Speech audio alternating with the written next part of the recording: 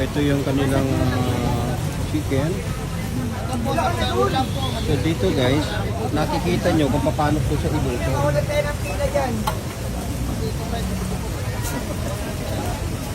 Nakikita nyo kung paano siya iluto. Ayan, kung gusto mo yung crispy talaga, i-request mo.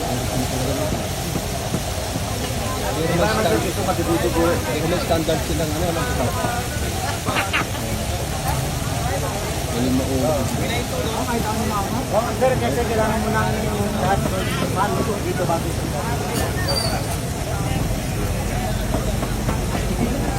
Pila. Pila sa sabaw.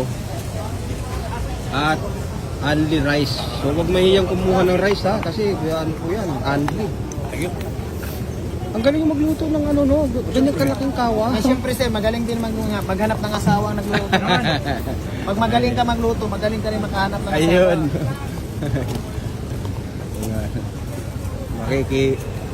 makiki ano ako dito, makikigulo guys. So dito naman inihahanda yung pinapalambutan. Pinapalambutan na rito. Ayun. Okay, so dito, tapos yung luto na inililipat na doon.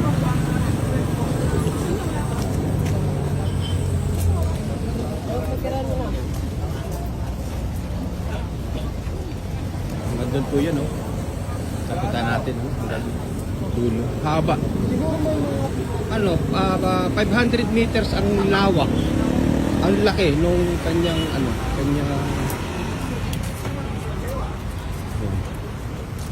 So dito dito naman hinahanda yung mga ano nila, yan. Sa dito. Hello po. Welcome to my vlog. Ay ma'am, nadaan lang ako rito, pasensya na, pero naubos yung aking ano nung kay Kibuloy. Naubos, so kaya niya pagpapalik. So dito hinahanda niya dito yung mga yan, so dito na yan. So, bagong hugas na po yan, bagong linis na. Tapos nilalagay na yan doon. So dito yung parang pinaka kitchen po nila na sa wash area. At hanggang sa ngayon napakahaba pa rin, oh. Haba,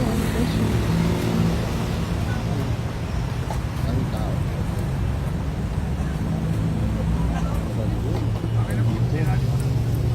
At ang laki kasi ng parking.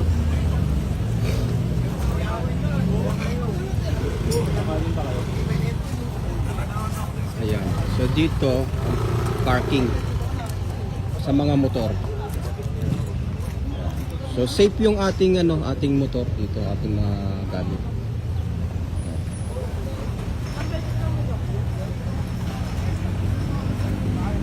So from here, from there. Yan. So kung susukatin po natin nasa 500 meters. Yung laki. At walang humpay yung deliver ng soft drinks. Kasi kasama nga po yung soft drinks doon sa doon sa order nyo.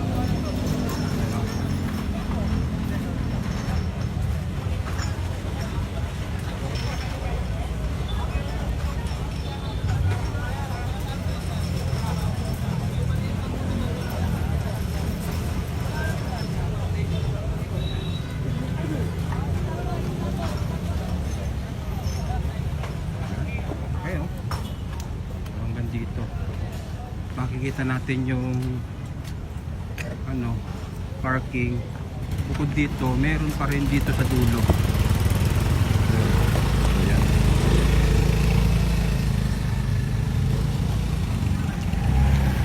Ayan guys, laki, daming customer.